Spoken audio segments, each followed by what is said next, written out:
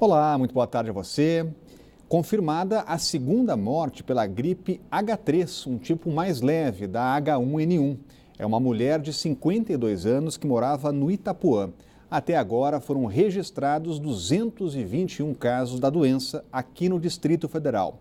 Lembrando que você pode se vacinar contra a gripe A. A campanha vai até 26 de maio. Veja na reportagem de Rodrigo Miranda. A mulher de 52 anos morava no Itapuã. Ela é a segunda morte confirmada pela gripe H3, um tipo mais leve da H1N1. A mulher também era portadora de uma doença crônica, o que pode ter facilitado a contaminação.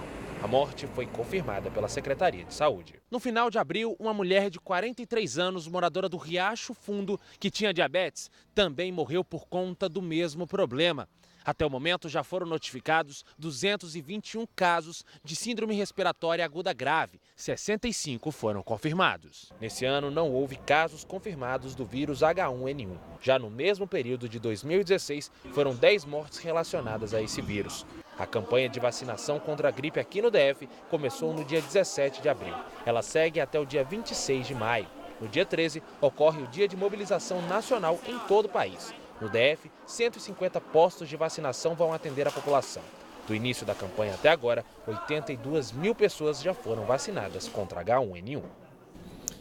E para esses casos, Cláudio Humberto, a imunização é fundamental. Sem dúvida nenhuma, porque afinal de contas, se a gripe H3 é um tipo mais leve da H1N1, você imagina quando houver e se houver epidemia da H1N1. É preciso que as pessoas sejam imunizadas o quanto antes. No fim de semana passada, houve casos, recebemos denúncias de vários postos de saúde que permaneceram fechados, apesar do chamamento do próprio governo para que as pessoas se vacinassem.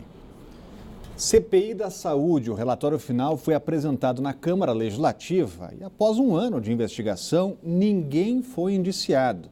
O documento ainda precisa passar pela aprovação dos deputados distritais no plenário. A leitura do relatório final da CPI da Saúde durou quase 2 horas.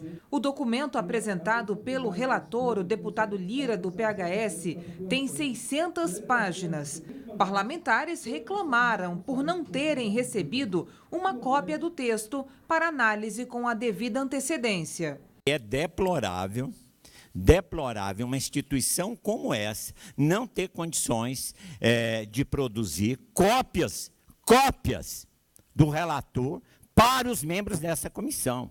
Além da falta do documento, outra crítica é que o relatório não chegou a conclusão alguma, ou seja, ninguém foi indiciado. Não tratar da Operação Dracon, com tudo isso que está acontecendo no Ministério Público, no Tribunal de Justiça, é uma agressão à sociedade. Como é que ela vai nos ver?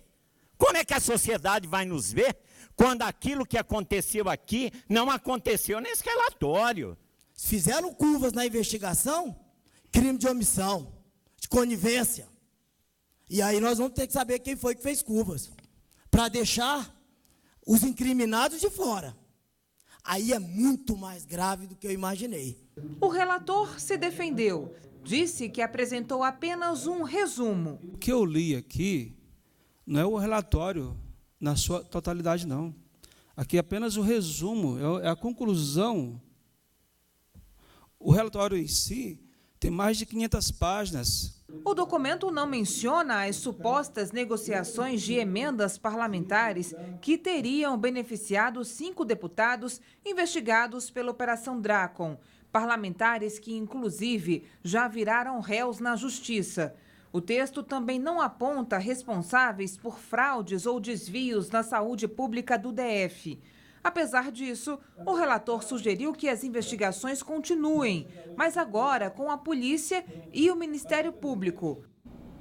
Será que é mais uma CPI que vai acabar em pizza? Claro que sim, né? Porque, afinal de contas, ninguém esperava que outra coisa desse relatório, né? Os deputados reclamaram que o relatório é falho, enfim, não toca, não aprofunda em nada a investigação ou o entendimento da situação da saúde pública aqui, mas dificilmente qualquer um deles faria coisa melhor, viu, minha gente? Porque há uma certa cultura da impunidade na Câmara Legislativa do Distrito Federal. É uma lástima que isso aconteça. O deputado que estava ali tão indignado que o que é que a população vai pensar de nós, a população pensa o pior dos deputados distritais. Infelizmente, mais da metade deles responde a processos cabeludos sobre corrupção e irregularidades da pior espécie. Apesar disso, os órgãos de fiscalização deles próprios não funcionam. Conselho de Ética na Câmara Legislativa continua sendo um contrassenso. E um jovem que tentou escapar da unidade de internação do Recanto das Emas foi recapturado logo depois de fugir. Ele estava a cerca de 200 metros do portão quando foi pego pelos agentes. A ocorrência foi ontem à tarde e o jovem escapou por um buraco aberto na grade da escola que fica dentro da unidade. A Subsecretaria do Sistema Socioeducativo confirmou a tentativa de fuga e informou ainda que ele já está reintegrado à unidade. A Vara da Infância e Juventude e o Ministério Público já foram informados dessa ocorrência para as devidas providências.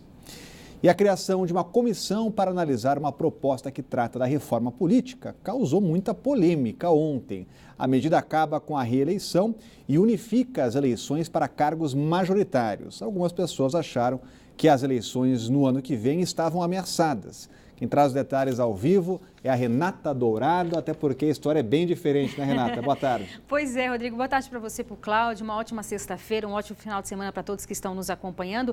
Mal entendido em tempos de rede social, já viu como é que é, né? Uma pessoa posta, daqui a pouco várias outras também replicam, e aí foi uma grande confusão. O que aconteceu ontem? O presidente da Câmara, Rodrigo Maia, ele assinou um documento determinando a criação de uma comissão especial para analisar pontos referentes à reforma política. Nós temos aí a cópia desse documento, que foi o que causou essa grande confusão. Então, aí você vê o documento. Então, o que esse documento determina? Na verdade, essa proposta, essa PEC, determina o fim da reeleição para cargos majoritários, como presidente da República e governador, e não tendo mais a reeleição, o mandato que hoje é de 4 anos passaria a ser de 5 anos. E também determina a simultaneidade das eleições. Hoje, Rodrigo, com exceção aqui do Distrito Federal, nós temos eleições no Brasil a cada 2 anos. Então, uma eleição, que é a que vai acontecer o ano que vem, 2018, é para escolher o presidente da República, são aquelas eleições gerais, eleições nacionais.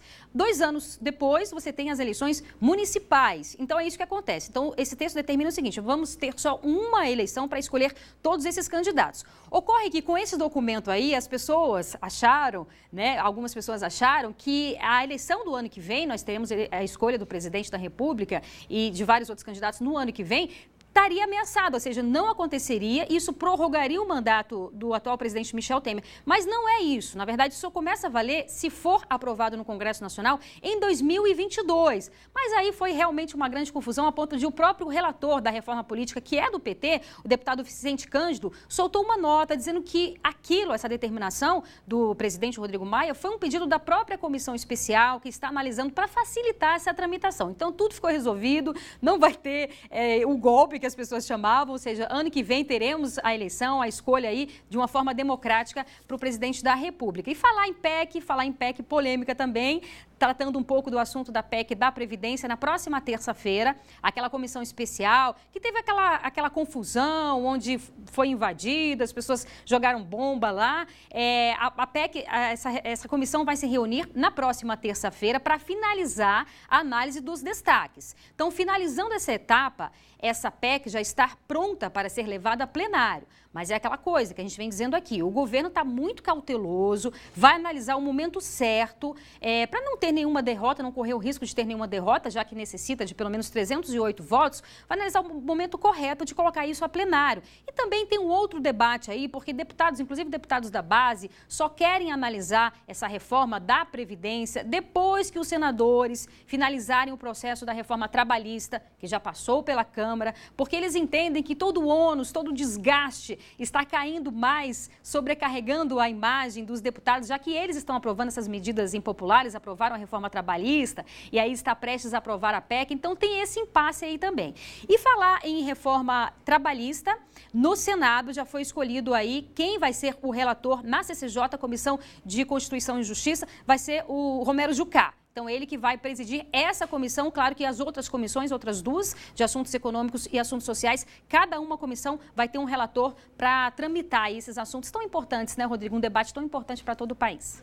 Obrigado, Renata. Continua acompanhando e explicando para a gente também. Essa história toda mostra, Cláudio Humberto, que é preciso ter cuidado com a chamada fake news.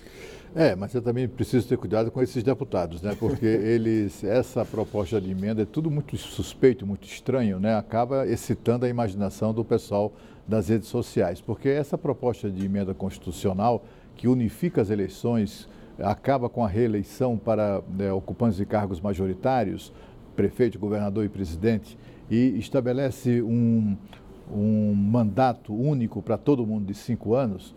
Essa proposta foi apresentada na Câmara no ano de 2003, há 14 anos atrás. De repente, o Rodrigo Maia saca isso da gaveta. Realmente foi muito estranho. Porque, afinal de contas, se não há má intenção nisso, por que é que esse tema da unificação da eleição não foi confiado à comissão que cuidou especificamente da reforma política?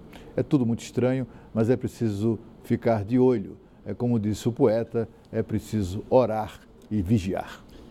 E a seguir, a polícia ainda procura pelos ladrões que roubaram joalheria em shopping. O Band Cidade volta já.